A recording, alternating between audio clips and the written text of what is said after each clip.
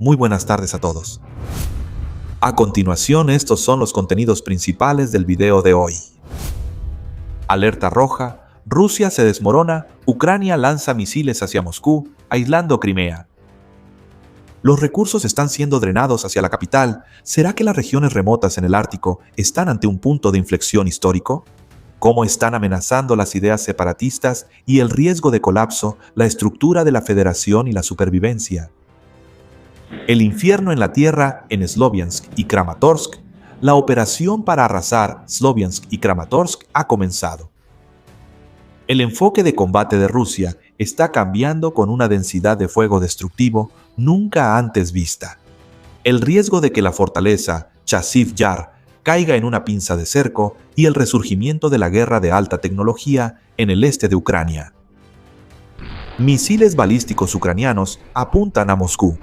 El sorprendente resurgimiento de la industria de defensa nacional de Ucrania con los avanzados misiles RON y Rolfamingo FP-1, la guerra de fuego de largo alcance se vuelve oficial, alcanzando los bastiones enemigos y las refinerías clave. La pesadilla en el Mar Negro. 201 buques de guerra rusos han sido destruidos. Yachamir queda aislado permanentemente. La operación Emoloka neutralizó 201 buques de guerra, bloqueando indefinidamente el estrecho de Kerch. La tensa confrontación entre un bando que utiliza drones para cortar las rutas marítimas y el otro que mantiene el corredor terrestre entre los dos puntos G280. Bienvenidos al programa de análisis de Luan Ban Chien-su. Antes de entrar en el contenido detallado, les agradecería que se tomen unos segundos para darle like al video y suscribirse al canal para que podamos continuar. Muchas gracias, estimados espectadores. Estimados señores y señoras. Alerta roja. Rusia se está desmoronando. Ucrania está devastada. Misiles caen sobre Moscú y Chamir ha sido apartado. En medio del aumento de la intensidad de los ataques estratégicos, surge una gran pregunta.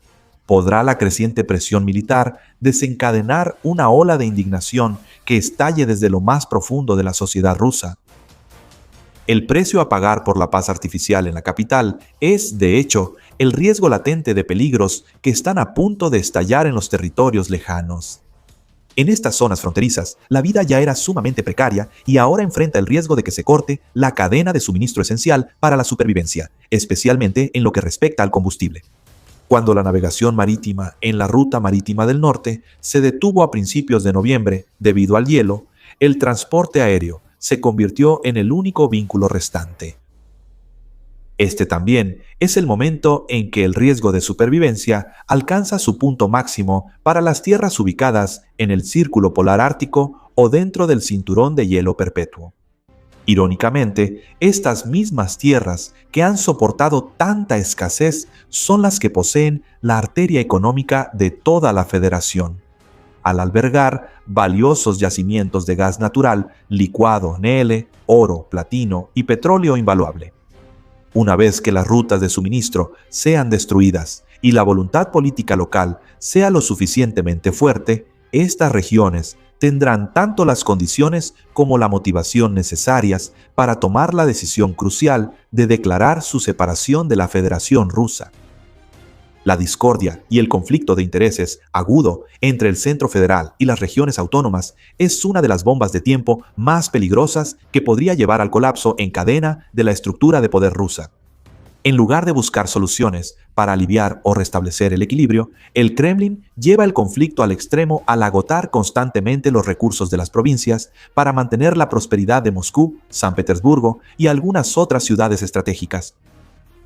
El resto del país es empujado a sobrevivir por sí mismo en la pobreza y el aislamiento. El escenario de secesión en las regiones remotas se vuelve aún más factible porque la capacidad de intervención militar del gobierno central en esas zonas está gravemente limitada por factores geográficos. Si en Ucrania moverse de Donbass a Uzhgorod por carretera o ferrocarril es sumamente conveniente, movilizar fuerzas desde Moscú o San Petersburgo hasta un centro industrial helado como Dorinsk en invierno es un desafío logístico extremadamente complicado. Con un sistema de transporte completamente desconectado, excepto por vía aérea, Desplegar a la Guardia Nacional de Rusia para sofocar los focos de conflicto en la región ártica no solo agota los ya limitados recursos de la Fuerza Aérea debido a la guerra, sino que también pone a prueba los límites de resistencia de las fuerzas de seguridad bajo condiciones climáticas extremas. El gobierno central está arriesgándose a enfrentar un verdadero colapso o verse obligado a aceptar la necesidad de reconstruir desde cero los acuerdos políticos, tanto legales como prácticos, con las localidades. Este es el punto débil estratégico que Ucrania puede aprovechar para ejercer la máxima presión sobre el aparato de mando de guerra del adversario. La pesadilla de Slaviansk-Kramatorsk. Rusia concentra todas sus fuerzas y redirige la operación. Comienza la campaña para arrasar Slaviansk y Kramatorsk. En el campo de batalla del este de Ucrania se está abriendo un nuevo capítulo lleno de brutalidad y tragedia. El ejército ruso está trasladando gradualmente su enfoque de combate hacia el grupo urbano estratégico de Slaviansk y Kramatorsk. Según los informes de la organización Dictet, el enemigo se está preparando intensamente para una operación a gran escala mediante una destrucción brutal, convirtiendo las zonas residenciales en tierra arrasada antes de que las fuerzas de infantería entren. Ahora, la guerra de alta tecnología se está convirtiendo en una pesadilla real. Aunque las fuerzas de defensa de Ucrania siguen esforzándose por infligir grandes pérdidas a la infantería rusa, la presión del intenso fuego aéreo y de los drones ha convertido las ciudades de Slaviansk y Kramatorsk en verdaderos infiernos en la tierra. De día y de noche, el cielo aquí tiembla constantemente bajo la lluvia de bombas guiadas KAB y los ataques de cohetes múltiples MN.S. Los misiles suicidas Shahed y numerosos drones FPV recorren todas las calles para cazar cada objetivo móvil. Toda la vida civil prácticamente se ha detenido por completo cuando el alcance del fuego ruso ya se extiende hasta 40 kilómetros detrás de la línea defensiva. Esta ciudad ha quedado completamente aislada del mundo exterior y se ha convertido en una tierra muerta, donde cualquier movimiento que no tenga fines militares se paga con la vida. Al mismo tiempo, el avance de las fuerzas rusas en la ciudad de Kostyantayivka está aumentando la presión de manera asfixiante mediante ataques de infantería continuos para consolidar los puntos clave dentro de la ciudad. La mayor amenaza estratégica en este momento se concentra en la franja de tierra entre los dos asentamientos de Yulinivka y Novotmachivka. Si Novotmachivka cae, todas las fuerzas defensivas ucranianas que están resistiendo en la fortaleza de Chasiv Yar enfrentarán un desastre, quedando rodeadas y sin rutas de escape. El apoyo logístico para esta zona ha sido gravemente neutralizado desde hace tiempo debido a la supremacía aérea absoluta de los escuadrones de drones rusos. Mientras la infantería rusa avanza persistentemente por cada rincón de las calles de Kostyantayivka, el fuego de artillería pesada y los misiles antitanque teledirigidos continúan cayendo, destruyendo no solo el centro de la ciudad, sino también convirtiendo áreas cercanas, como Lesievo, Dujivka y Dujivka, en montones de escombros caóticos. No se detiene ahí. El frente que se extiende desde Yampo hasta Minkivka también está presenciando desarrollos sumamente tensos, ya que el enemigo intensifica la presión, preparándose para ataques a gran escala, que, según los observadores, serán la próxima dirección principal de avance después de la caída de Kostyantayivka. El ejército ruso está utilizando activamente la artillería para limpiar los campos minados, suprimir las rutas potenciales de avance y lanzar continuamente grupos de reconocimiento para detectar brechas en las líneas defensivas de Ucrania. Estas debilidades tácticas ya han comenzado a aparecer en las áreas de Osen y Kivaluka, lo que genera el riesgo de que se rompa el corredor de seguridad. Aunque las fuerzas ucranianas están haciendo todo lo posible para detener el avance profundo del enemigo, los próximos objetivos prioritarios de Rusia, como Mykolaiv y Oleksandrivka, están en grave peligro mientras los drones asesinos continúan persiguiendo las rutas de suministro logístico restantes. Misiles ucranianos atacaron Moscú, llevando oficialmente la guerra al interior de Rusia. La guerra está entrando en una fase crucial, donde el campo de batalla ya no se limita a las líneas de fuego en Donbass o el sur de Ucrania, sino que se ha extendido hasta el corazón del poder del enemigo. El señor Denis Sviolimens hizo una declaración impactante. Moscú enfrentará directamente ataques con misiles balísticos desarrollados y fabricados por Ucrania. Después de completar las fases de prueba de la estructura de soporte, la capacidad de carga y el rendimiento del motor, los vuelos de prueba se llevarán a cabo rápidamente antes de poner oficialmente este tipo de arma estratégica en combate real. Aunque el ejército ucraniano será quien decida las coordenadas finales de combate, el señor Denis Sviolimens cree que los objetivos de alto valor simbólico y estratégico en el corazón de Moscú seguramente estarán al principio de la lista para el primer ataque. La aparición de este tipo de misil balístico nacional, que se espera alcance un rango de 800 a 850 kilómetros y complete la producción en masa para mediados de 2026, está siendo considerada como una respuesta contundente ante la cautela de Occidente.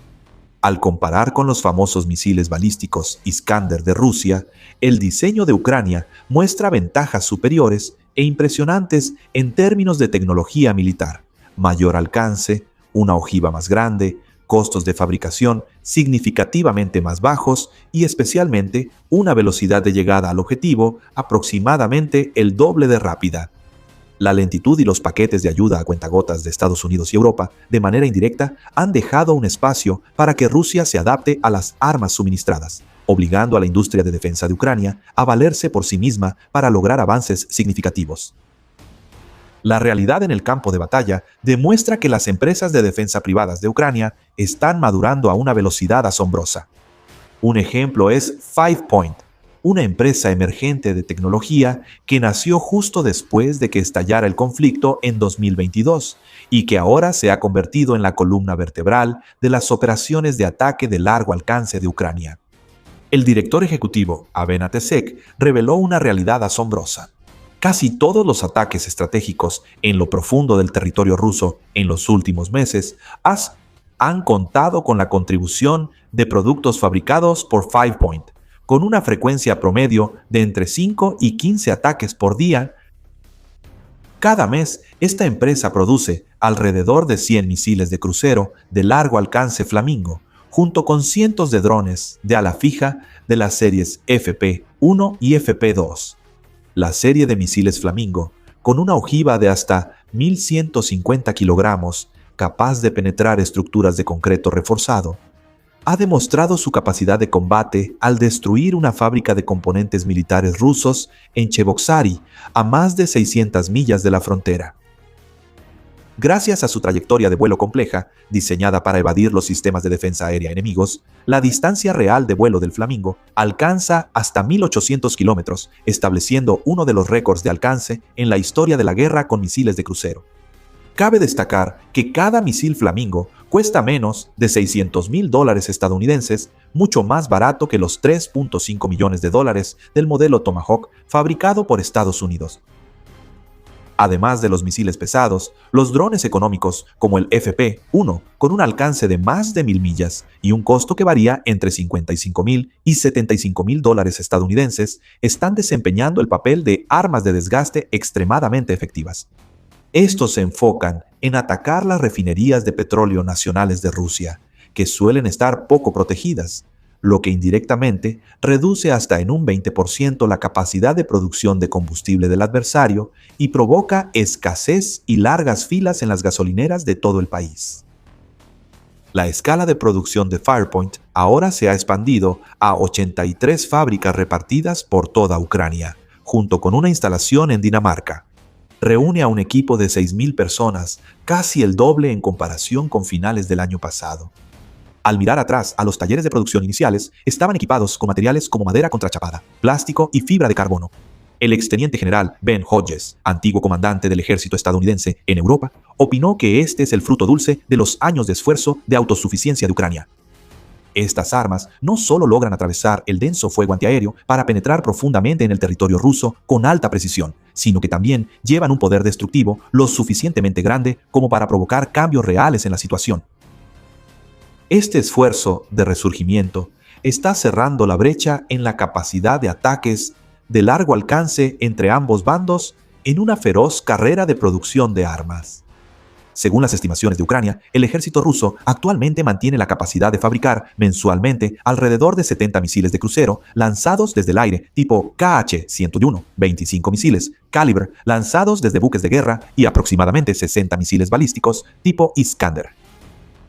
El hecho de que Ucrania produzca por cuenta propia y en masa misiles balísticos, misiles de crucero y drones de largo alcance no solo es una solución al problema de la escasez de ayuda, sino que también marca un cambio en el panorama de la guerra.